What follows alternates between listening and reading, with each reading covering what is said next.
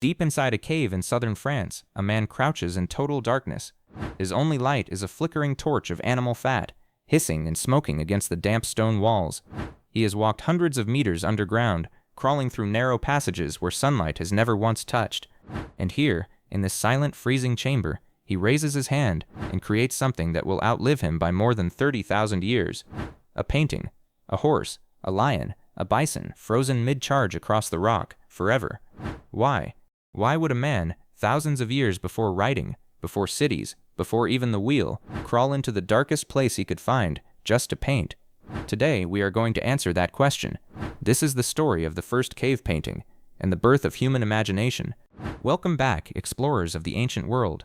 Today we are stepping into one of the most breathtaking mysteries of prehistory, the moment humans first picked up a piece of charcoal, or a lump of red ochre, and turned a blank cave wall into a window of imagination.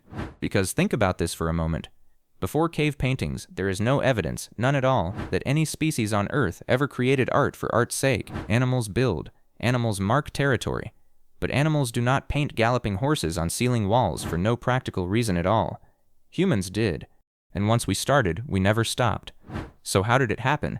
Who were the first artists, and what were they really trying to say, tens of thousands of years before language could ever be written down?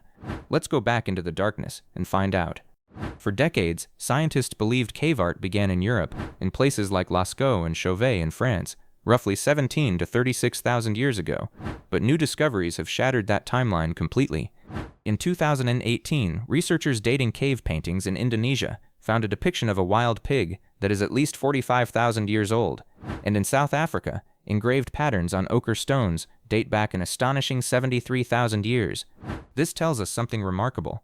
The human urge to create was not born in one lucky cave in France. It was already burning inside our species, long before, across entire continents, at roughly the same time. Something inside the human mind had awakened, and it demanded to be expressed. Here is one of the strangest facts about early cave art. Most of it was not painted near cave entrances, where daylight could reach. It was painted deep inside, in total darkness, sometimes over a kilometer underground, in chambers that required crawling through narrow tunnels for hours just to reach. Why go to such extreme lengths? Imagine the flickering torchlight dancing across a painted bison, making it seem to move, to breathe, to come alive in the darkness. For early humans without electricity, without any concept of animation, this may have felt like something close to magic. Across caves in France, Spain, Indonesia, and beyond, one pattern appears again, and again, and again. Animals. Horses, bison, deer, lions, woolly rhinoceroses, mammoths, painted with such careful attention to muscle and motion that some seem almost photographic. But here's the strange part.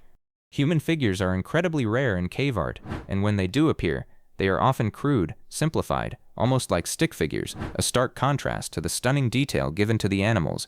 Why would ancient artists spend enormous care perfecting a bison's shoulder muscles, yet barely bother sketching themselves? Some researchers believe this reveals what mattered most to early humans, not their own individual identity, but the animals that meant survival, or danger, or spiritual power. Creating these paintings was no accident, and no simple task. Early artists ground minerals like red and yellow ochre, and black manganese or charcoal into fine powder.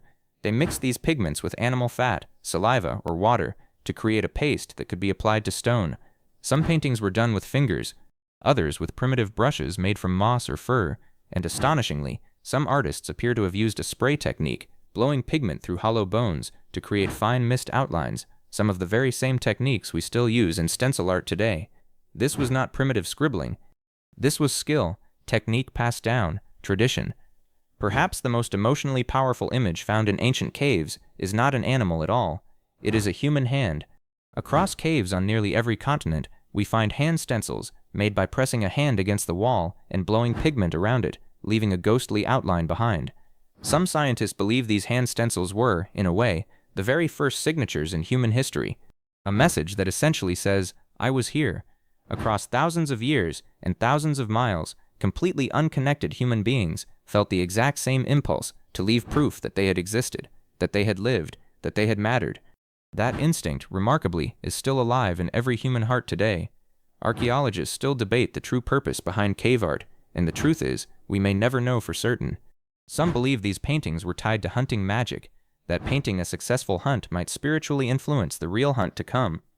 Others believe the caves were used in shamanic rituals, perhaps involving altered states of consciousness, trance, or spiritual visions of animal spirits.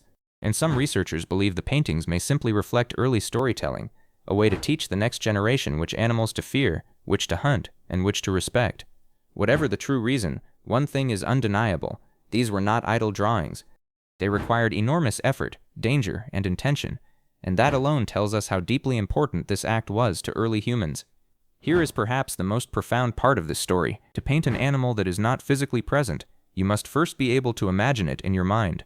You must hold a memory, transform it into a mental image, and then translate that image onto stone. This is symbolic thought, the same mental ability that would later allow humans to invent language, mythology, mathematics, and eventually entire civilizations. Cave paintings are not just pictures. They are fossilized thoughts, the oldest surviving proof that the human imagination, the very thing that lets you dream, invent, and create, had fully awakened. So the next time you scroll past a piece of street art, watch an animated film, or simply doodle absent-mindedly on a piece of paper, remember this: you are continuing a tradition that began in the pitch-black heart of ancient caves tens of thousands of years ago, when a single human being reached out in the darkness and decided to create something that would outlive them. That spark of imagination never went out. It has been passed down, generation after generation, hand after hand, all the way to you. If this story fascinated you as much as it fascinated me, make sure to subscribe, because next time we uncover another incredible secret from our ancient past. Until then, stay curious, stay wild, and I will see you in the next video.